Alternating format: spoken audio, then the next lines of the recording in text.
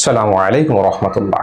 আশা করি সকলে ভালো আছেন। আজকে এসে আপনাদের মাঝে একটি আয়াত খুবই গুরুত্বপূর্ণ শেয়ার করার জন্য। আমরা যারা দুষ্ট জালিম জিনের শিকার হচ্ছি, যাদের শরীরে জিন ভর করছে এবং যাদেরকে দূর থেকে সমস্যা করছে, তারাই জানে এটা কতটা কষ্টের। সেই জায়গা থেকে আমরা আজকে শেয়ার করছি পবিত্র কোরআনের কোন সূরার কত নম্বর আয়াত পড়ে ইনশাআল্লাহ দুষ্ট জালিম জিনদেরকে আমরা পুড়িয়ে ফেলার নিয়ত করে ইনশাআল্লাহ আমলটি করতে পারি। প্রশ্ন হতে পারে কতবার পড়ব?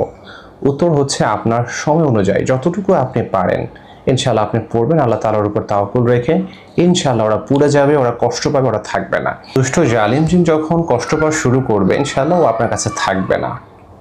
এই জন্য আমরা এই আমলটি ইনশাআল্লাহ প্রতিদিনই করতে পারি সময় করে।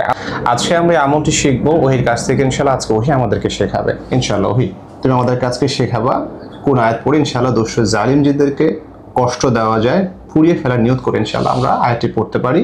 কোন সূরা কত নম্বর আয়াত এবং কিভাবে পড়তে হয় ইনশাআল্লাহ আজকে তুমি আমাকে শিখিয়ে দেবে আমাদেরকে ইনশাআল্লাহ।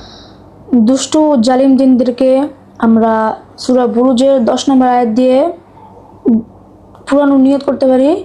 সেই আয়াতটি হচ্ছে ইন্নাল্লাযীনা ফাতানুল মুমিনিনা ওয়াল মুমিনাতি থুম্মা লাম ইয়াতুবু ফালাহুম আযাবু জাহান্নাম ওয়া লাহুম আযাবুল হারিক। মাশাআল্লাহ, আলহামদুলিল্লাহ আমরা শিখে ফেলেছি আয়াতটি কিভাবে পড়তে হয় এবং এটি হচ্ছে সূরা বুরুজের 10 নম্বর আয়াত।